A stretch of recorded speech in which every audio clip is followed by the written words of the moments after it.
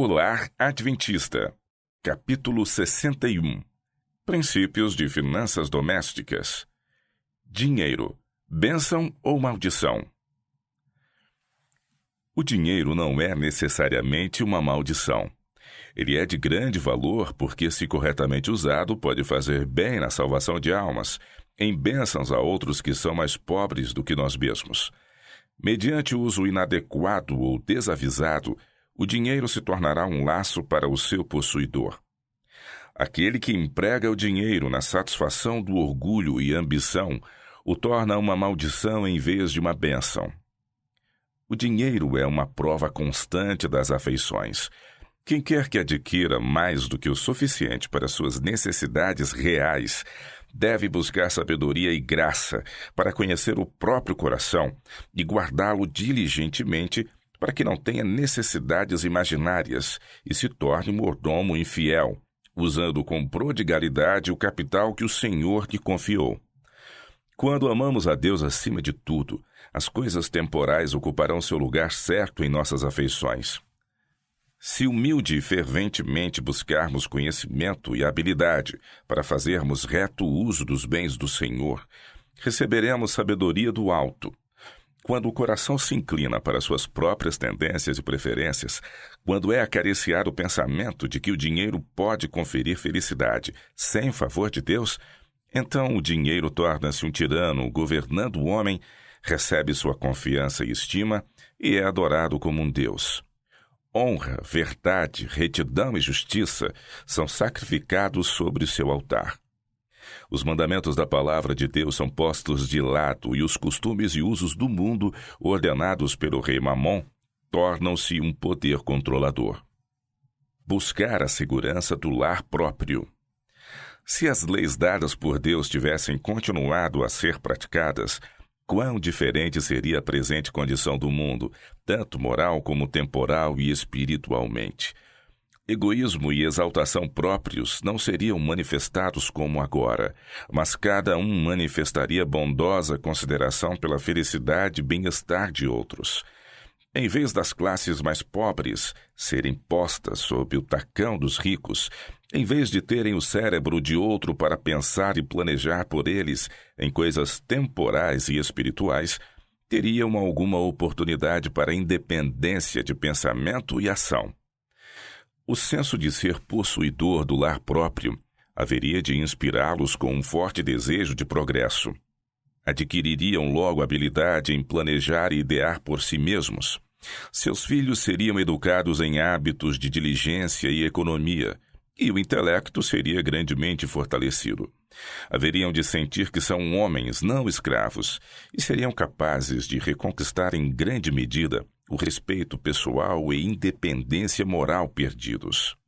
Educai nosso povo para que saia das cidades para o campo, onde podem obter um pedaço de terra e estabelecer um lar para si mesmos e para os filhos. Cuidado quanto a vender a propriedade. Homens e mulheres pobres há que me escrevem pedindo conselho quanto a deverem eles vender sua morada e darem o resultado à causa.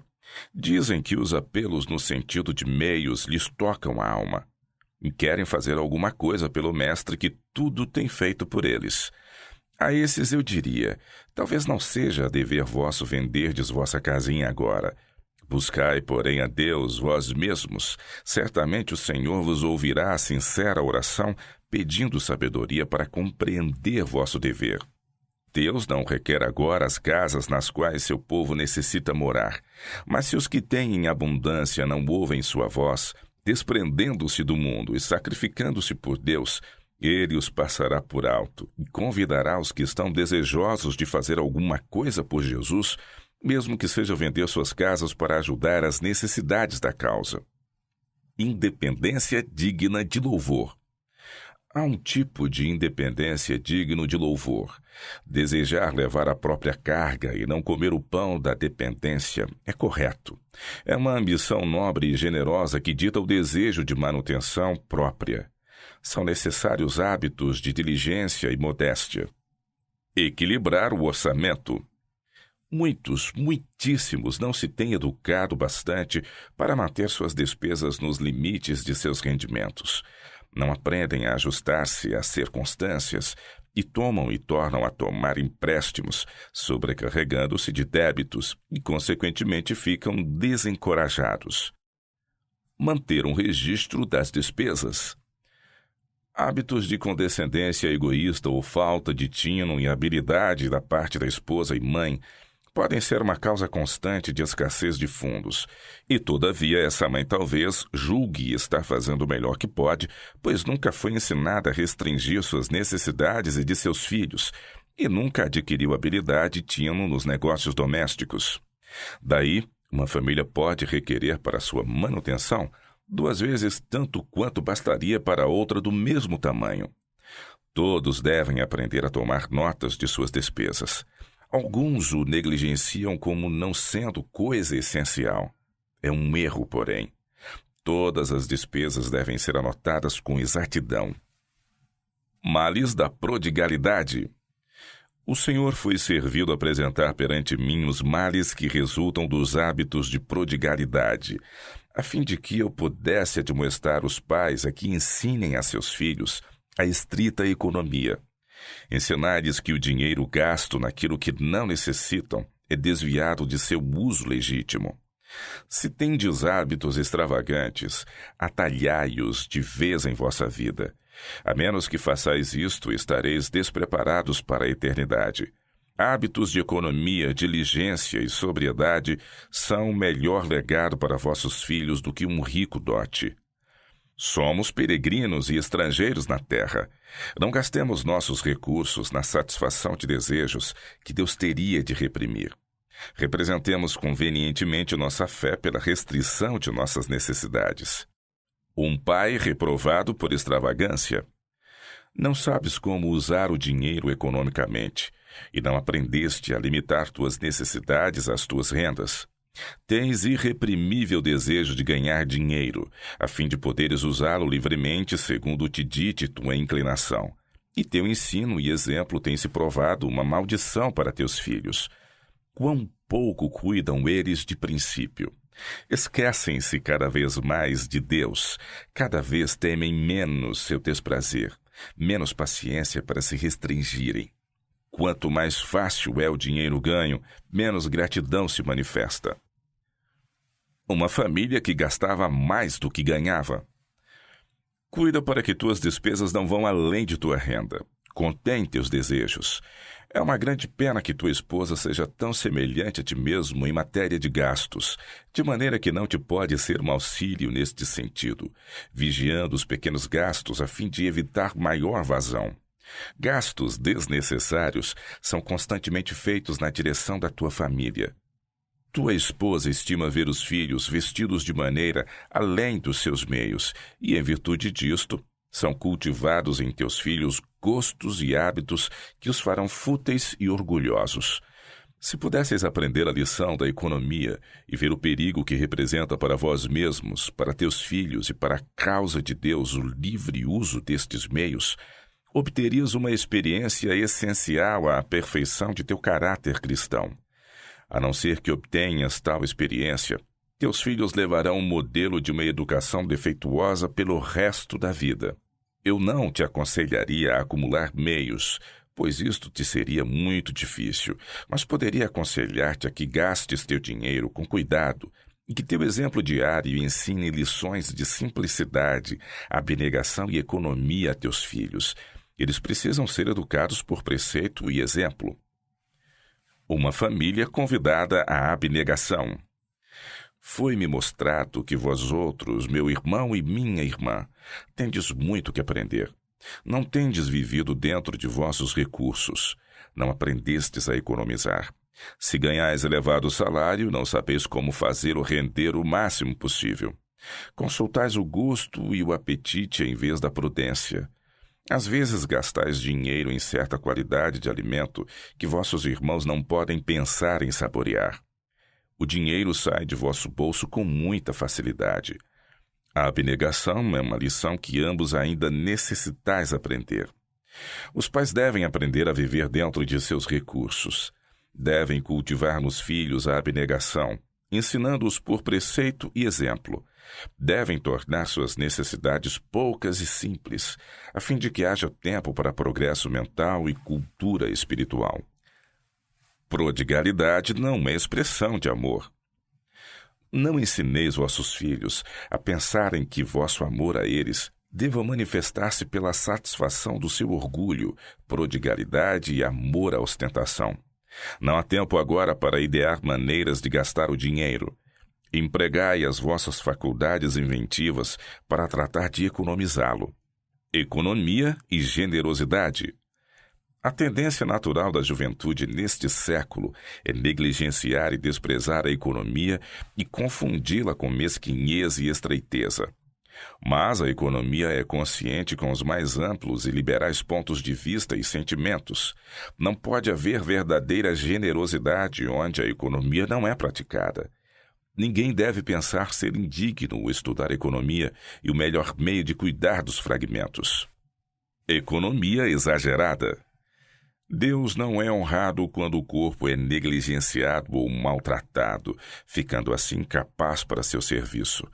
Cuidar do corpo, proporcionando-lhe comida saborosa e revigorante, é um dos principais deveres dos pais de família.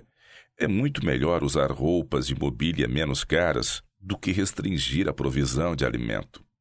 Alguns chefes de casa poupam na mesa da família a fim de proporcionar dispendiosa hospedagem às visitas.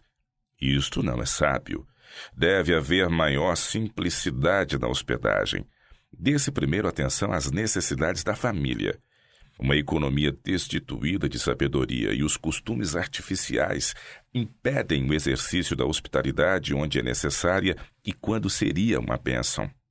A quantidade regular de alimento deve ser de maneira que se possa receber de boa vontade o inesperado hóspede, sem sobrecarga para a dona de casa, com preparativos extras. Nossa economia nunca deveria ser daquela espécie que leve a alimentar os alunos de modo deficiente. Eles devem ter abundância de alimento saudável. Ajuntem, porém, os encarregados da cozinha às sobras para que nada se perca. Economia não significa mesquinhez, mas prudente dispêndio de recursos, porque há grande obra a ser feita. Prover conforto que alivie a carga da esposa. A família do irmão vive de acordo com os princípios da mais estrita economia. O irmão decidiu, por questão de consciência, não construir um depósito de lenha e uma cozinha convenientes para sua grande família, porque não se sentia livre em investir meios em conveniências pessoais quando a causa de Deus necessitava de dinheiro para ir avante. Procurei mostrar-lhe que era necessário tanto para a saúde como para a moral dos filhos que ele tornasse o lar prazeroso e provesse meios de conforto que aliviassem os trabalhos de sua esposa. Dinheiro para uso pessoal da esposa. Deveis ajudar-vos mutuamente. Não consideres uma virtude amarrar bem amarrado o cordão da bolsa, recusando-se dar dinheiro à tua esposa. Deves conceder à tua esposa certa soma semanalmente e deixá-la empregar esse dinheiro como bem entender.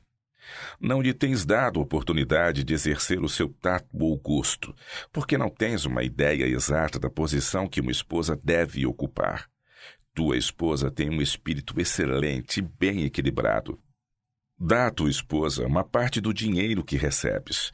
Permite que ela tenha esta parte como sua e deixa-a usá-la como desejar. Devia ter-lhe sido permitido usar os recursos que ganhou como melhor parecesse ao seu juízo. Se ela tivesse tido certa soma para usar como lhe parecesse bem, sem ser criticada, grande peso teria sido tirado de sua mente. Buscar conforto e saúde. O irmão não tem feito uso prudente dos recursos. O sábio discernimento não tem influenciado tanto quanto as vozes e desejos de seus filhos. Não dá o devido valor aos recursos que em mãos nem os despende prudentemente com as coisas mais necessárias que precisa para conforto e saúde. A família inteira está necessitando melhorar neste aspecto. Muitas coisas são necessárias na família para comodidade e conforto. A falta de apreciar ordem e método na organização dos assuntos familiares leva à destruição e contribui para a improdutividade. Não podemos tornar o coração mais puro e mais santo por vestir de saco o corpo ou desprover o lar de tudo que satisfaz ao conforto, gosto e conveniência. Deus não requer que seu povo se prive do que é realmente necessário à sua saúde e conforto, mas não aprova a dissipação, extravagância e exibicionismo. Aprender a quando economizar e quando gastar. Deves procurar saber quando poupar e quando gastar. Não podemos ser seguidores de Cristo, a menos que neguemos o eu e exaltemos a cruz. Devemos pagar honesta e pontualmente. Pega os pontos caídos, conserta o fio corrido e sabe exatamente o que pode ser chamado propriamente teu. Deves cortar todos os pequenos valores gastos para a satisfação própria. Deves anotar o que é usado simplesmente para satisfazer o gosto e cultivar um apetite pervertido, epicurista. O dinheiro gasto em guloseimas inúteis pode ser usado para acrescentar confortos e utilidades substanciais a teu lar. Não deves ser avarento, mas honesto contigo mesmo e com teus irmãos. A avareza é um abuso das beneficências de Deus. O esbanjamento é também um abuso. Os pequenos desperdícios que julgas indignos de considerar entram no cômputo final. O coração rendido será guiado. Não é necessário especificar aqui como a economia pode ser praticada em cada particular. Aqueles cujo coração estiver inteiramente rendido a Deus e que tomem sua palavra como guia, saberão como conduzir-se em todos os deveres da vida. Aprenderão de Jesus, que é manso e humilde de coração, e em cultivando a mansidão de Cristo, fecharão a porta contra inumeráveis tentações.